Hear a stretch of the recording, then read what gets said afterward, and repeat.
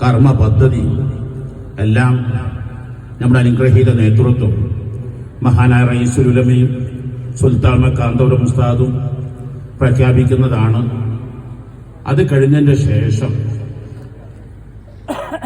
ജാമിയ മർക്കസ് സഖാഫത്തി സുന്നിയുടെ 50ാം വാർഷിക സമ്മേളനം നടക്കും. മഅദിന്റെ 30ാം വാർഷിക സമ്മേളനം നടക്കും. അപ്പൊ അത് ഇൻഷാ അല്ലാഹ് മഹാനായ റയീസുൽ ഉലമ പ്രഖ്യാപിക്കുന്നതാണ്. എല്ലാവരും വരുന്ന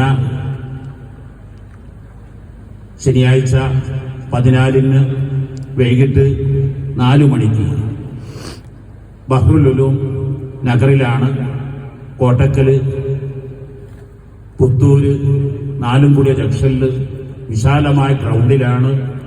ആ തുടക്കം എങ്ങനെയാണ് എന്ന് നമുക്ക് കാണിച്ചു കൊടുക്കേണ്ടതുണ്ട്. ഇതാശക്കത്തിൽ ബിദായ അശക്കത്തിൽ നിഹായ. തുടക്കം നന്നായാൽ ഒടുക്കം അതിഗംഭീരമായിരിക്കുമല്ലോ.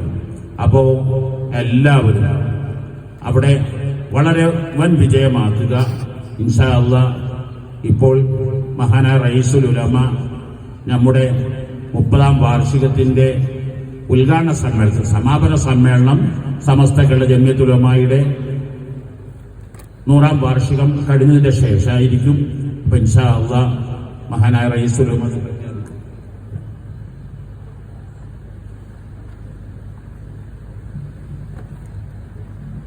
അതിരുകളിൽ കടന്ന ആകാശങ്ങൾ തൊട്ട് നവോത്ഥാനത്തിന്റെ പ്രതിവെളിച്ചങ്ങളിലേക്ക് പടർന്ന ജ്ഞാനത്തിന്റെ ആശയ പ്രവാഹം കാരുണ്യ